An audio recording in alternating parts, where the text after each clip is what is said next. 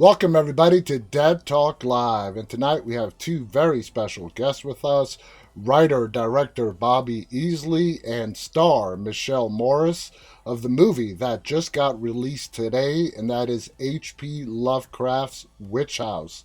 I want to welcome both of you. How are you guys doing tonight? Good Great. thing.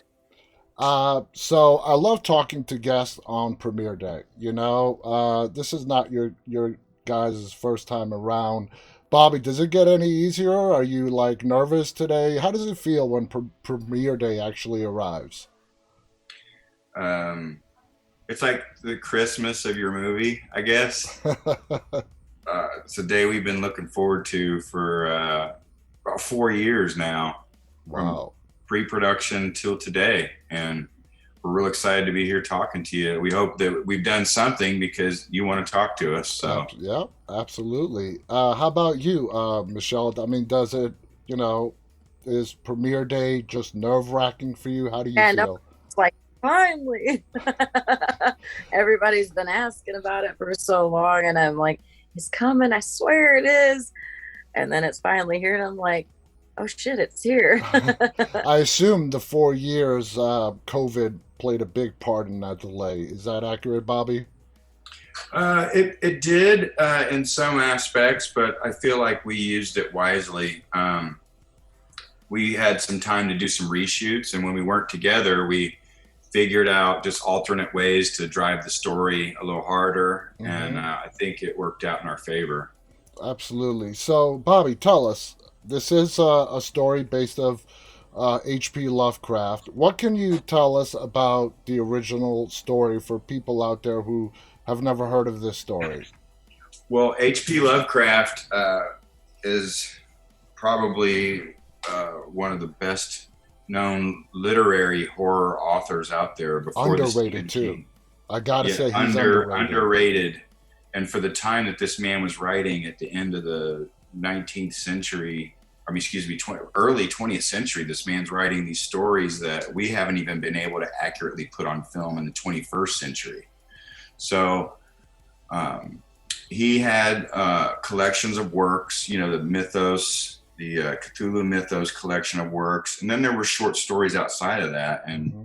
Weird Tales was a magazine that he wrote for back in the early 30s. And this is one of the shorts, The Dreams in the Witch House. And it wasn't one of his better known short stories. He didn't think it was one of his better stories either. So we had a big uphill battle there. But basically, it follows the premise of Walter Gilman, who's a student at Miskatonic University, and he is dabbling in interdimensional travel, transcendental magic, and the Necronomicon. Yeah, So through this, he awakens this coven of witches, and the witches familiar, the Rat Man, and all sorts of crazy things happen. And that's where we just kind of used his basic building block of a story and changed up the lead and did it our way, bringing him definitely. into the 21st century. Definitely. Now, Michelle, before you got this role, were you a fan of Lovecraft? Did you know anything about him? What were your thoughts, ideas before you got this role? This was actually the first time I'd ever heard of Lovecraft or anything about him. And Bobby was adamant, you got to read the original story. So when I went through and I read it, I was like, damn, this is pretty crazy. It's a little trippy. And I just, I'm like, how in the world are they gonna, how are you gonna make all this happen, with low budget? But I'm curious to see how, and I'm down for it, and I'm glad I did. It worked out. Before we go further, Michelle, I got to ask you, you have like at least 95% of the screen time in this film. At least. Did you feel the burden of that to carry it throughout the whole film and put maybe a little bit extra pressure on yourself?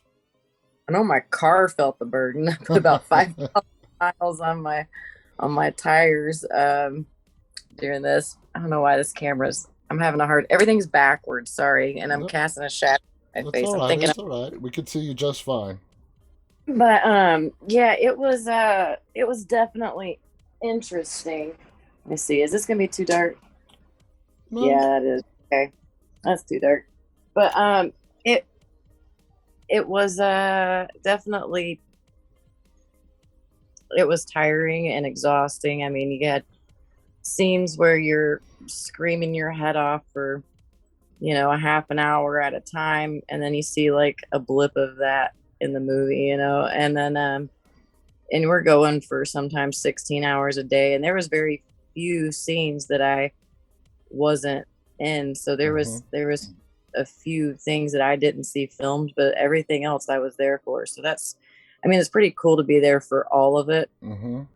Get to see everything that's happening, and I mean, I don't really feel like it was like a burden. I thought it was pretty cool myself. Oh, definitely sounds cool. Now, Bobby, you mentioned earlier about how you wanted to add your adaptation into the story.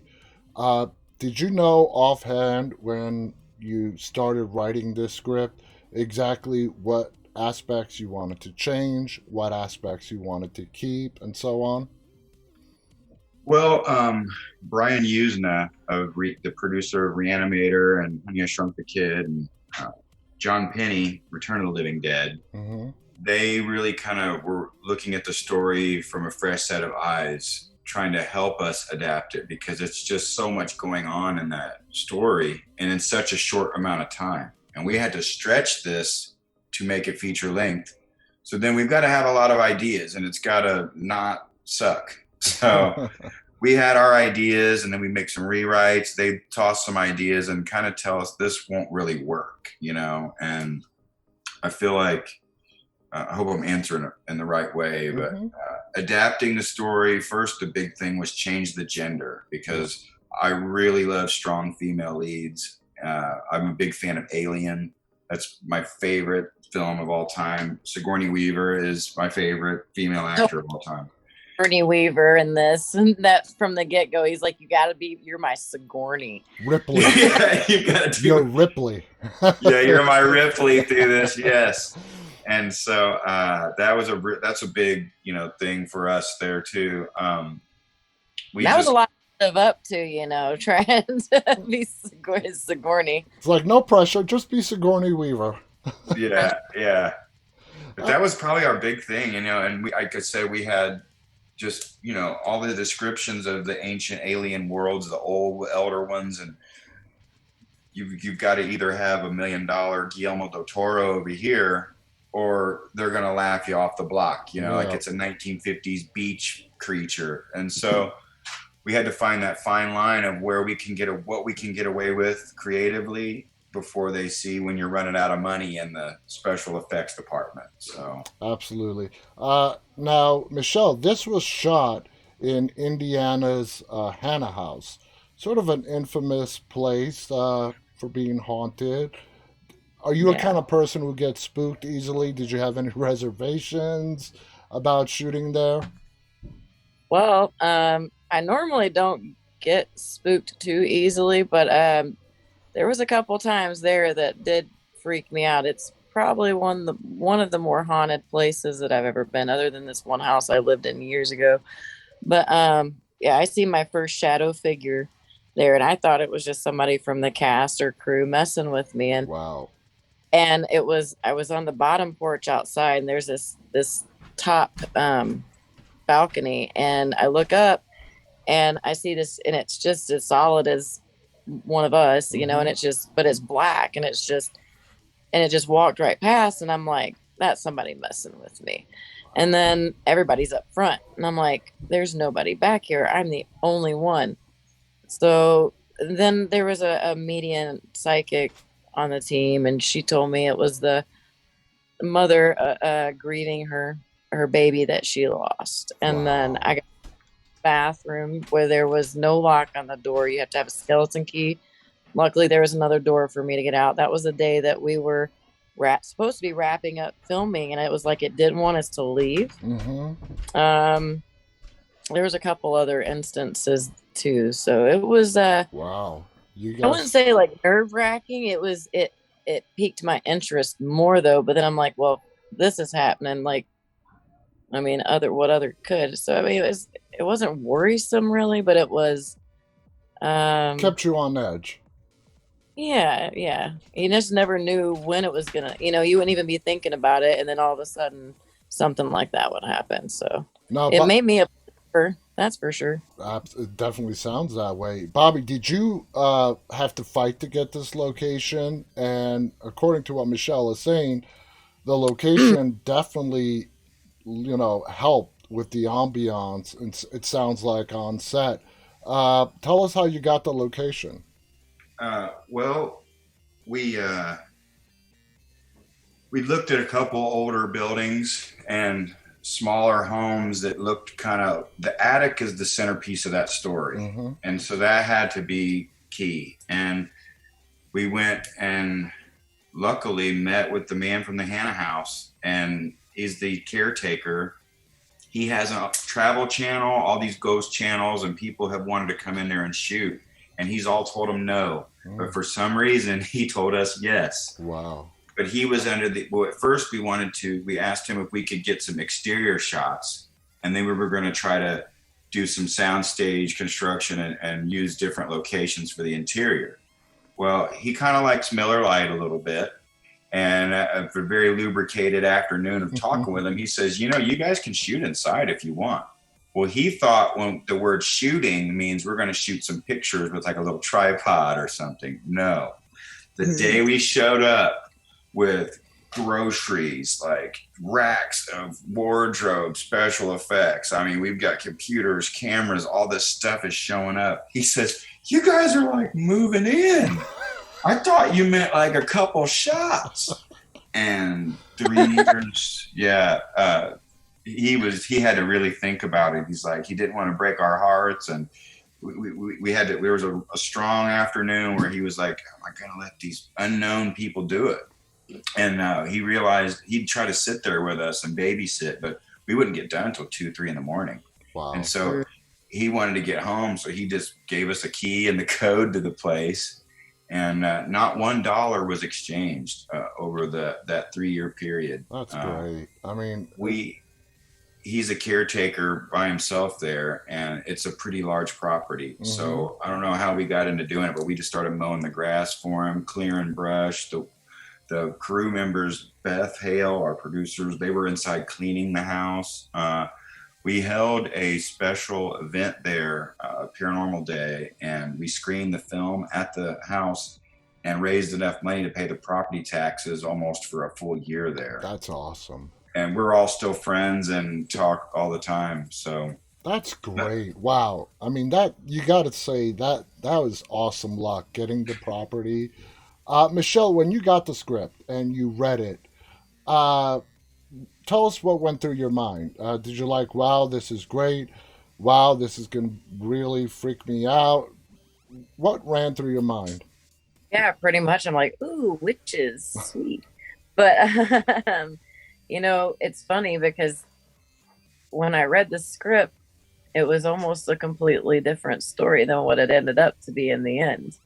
Because of all of the rewriting with Yuzna and Penny and those guys, like, yeah, I was interested from the get-go with all the craziness going on with it. But at the same time, like I said, it changed so much and it just kept getting better. But I get frustrated with Bobby. I'm like, oh, we got to shoot that. Yeah, like, that was so good. Why do we got to do that? And he's like, because it doesn't fit there. I'm like, it's fine.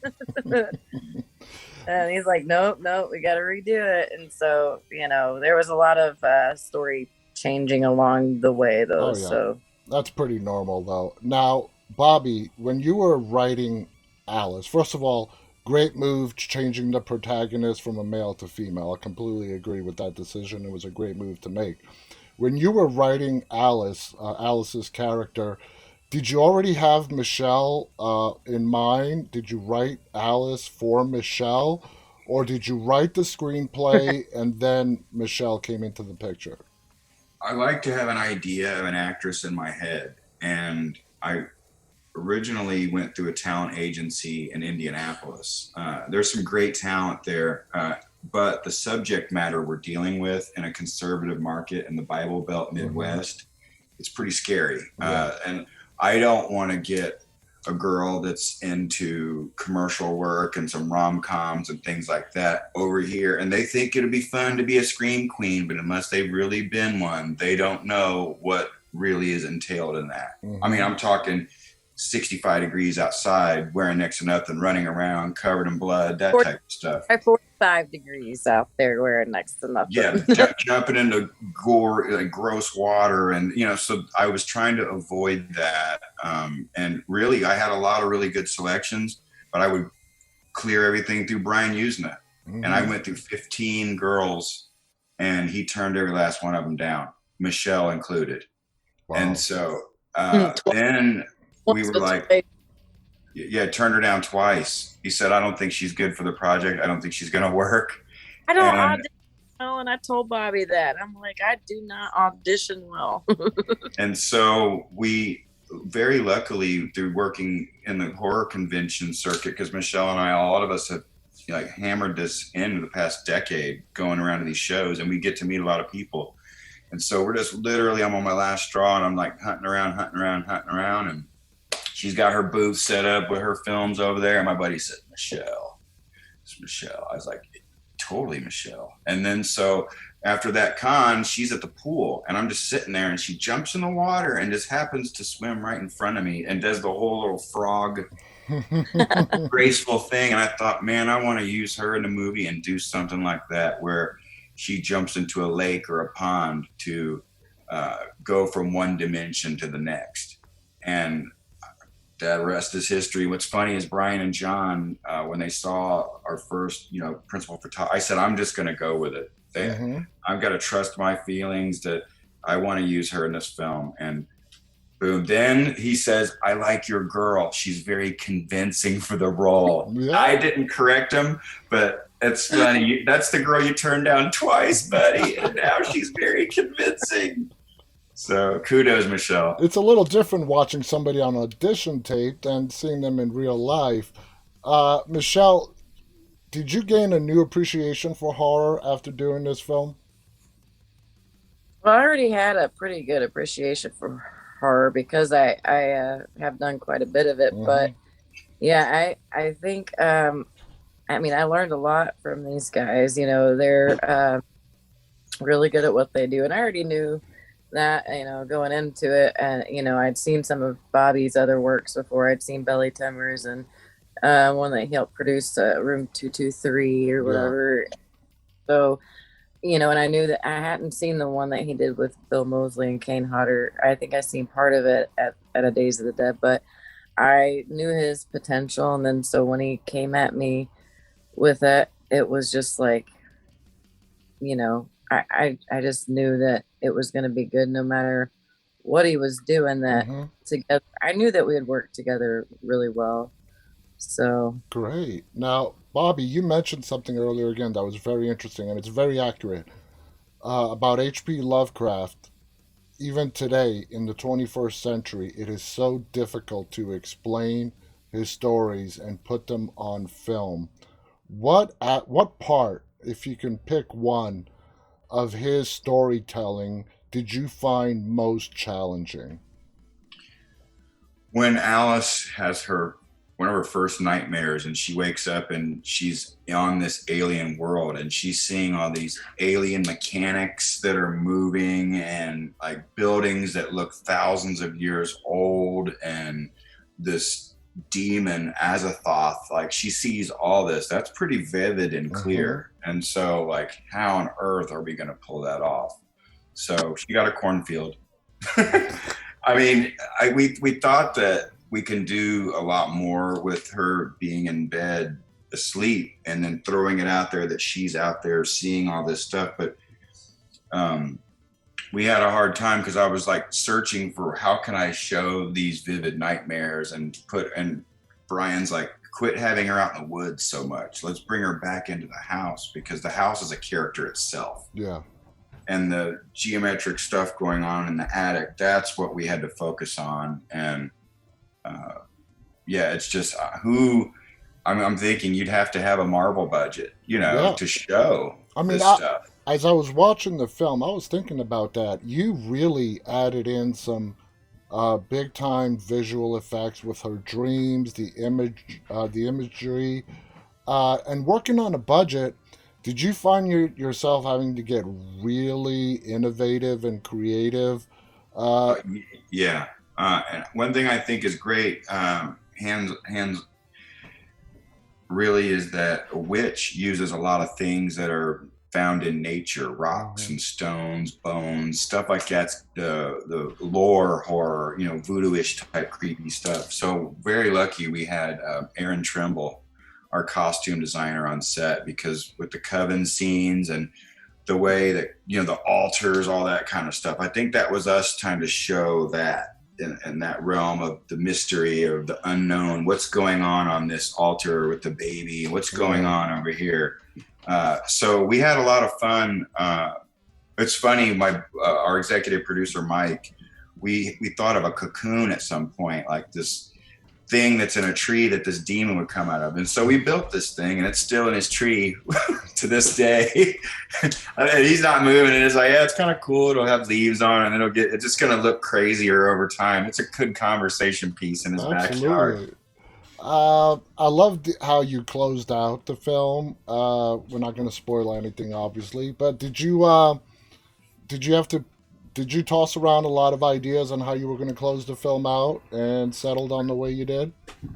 My goodness, yes. That's the hardest thing, is to conclude it, and that's what we really wrestled around with. But I like how we pulled that together and how it comes across. I mean, you could really do more with it, but in the end of the short story, we show you what they show you in the end of the short story, but it's just his stuff. I always like to say Lovecraft is like a biblical writer. Yes. The Bible is open to so much interpretation, like his stories are. You could take 5 people and have them read the story and say, what did you get from it?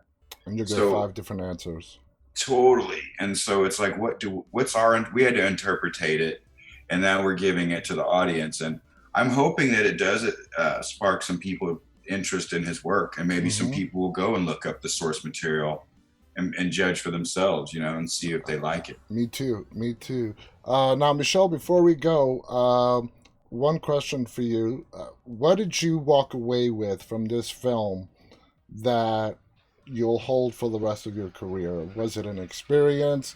What did you learn in making H.P. Lovecraft's Witch House that you didn't really see coming, that surprised you, and you're going to take with you for the rest of your career? Wow, that's a good question. The dreams, the scary dreams. That house. No, the experience I think that I'm going to take with me is with everybody. The team that we worked with everybody was so amazing, and I made some best friends out of it, and some of us are all working on future projects together. Nice. And we learn a lot from each other. Everybody was just wonderful, because I was a 95% of it, but it took a whole lot of people to make this what it was. So absolutely. I want to thank the both of you for coming on here and sharing your thoughts and experiences about making this movie. Michelle, I'm assuming you probably never want to go to the Hannah house ever again with the experience. Oh, no, I love it. I mean, it's a friendly ghost. It's okay. Yeah. As long as they wanted you to stay, which is good, as opposed to them wanting you to go the moment you step foot in the door. Yeah. The one that wanted me to go was, I think, Grandma. You know the scene where the redhead and I kind of get close? Mm-hmm.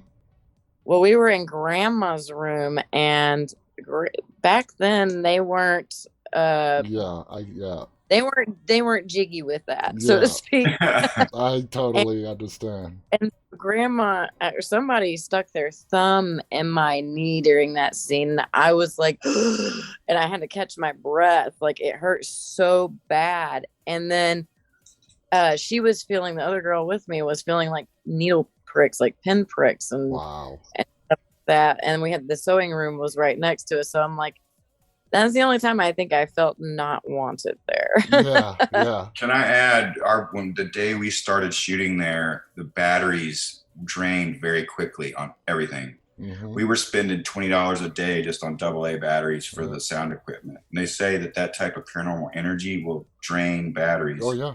And the one big paranormal event that we all noticed, it was a scene where she's laying on a ballroom floor and the witch is crawling over her, listening. I was hearing what sounds like a baby crying, and it kept, you know how men can tune that out a little bit, but it just kept tinging in my ear. And it's like almost 1 a.m. on a Sunday. Wow. There's no real things around that house. And I said, hey, Toby, are you picking that up? My audio engineer takes his headphone off and he says, a baby crying? And when I didn't tell him what I heard, I said, are you picking that up? And he said, a baby crying. And when he said that, the whole room fell silent. Wow. And we heard it for a couple more times, and then it stopped. And we were all like, all right, do we agree we heard that? And we kept, because we had so much more to shoot. But the caretaker won't tell you what type of things are happening there. He'll let you come to him and tell him what you've seen. And he'll give you an interpretation of it, because people will try to say they feel it in the walls and all this stuff. But he said that was baby Elizabeth that we heard. Wow. She was the baby of the woman that you saw walking on the little thing. Yeah. She was born for 3 days, died, and they buried her on the property. And then they ended up moving that body and interring it at Crown Hill Cemetery years later. Wow, Jan. You guys had some definitely interesting experiences out there, I'll tell you that much. Again, to our audience, the movie is called H.P. Lovecraft's Witch House. It's available today on DVD, digital, on demand. Check it out. It stars Michelle Morris as Alice. It is written and directed by Bobby Easley over here. Check it out. And, you know, H.P. Lovecraft is what everybody thinks that Stephen King is the original scary horror author. No, there were people before him. And Stephen King is great, but H.P. Lovecraft was on a level all on his own back in those days. So check it out. I want to thank our guests, Bobby Easley, Michelle Morris. On behalf of all of us, stay safe and stay walking. Good night, everybody. Thanks for having us.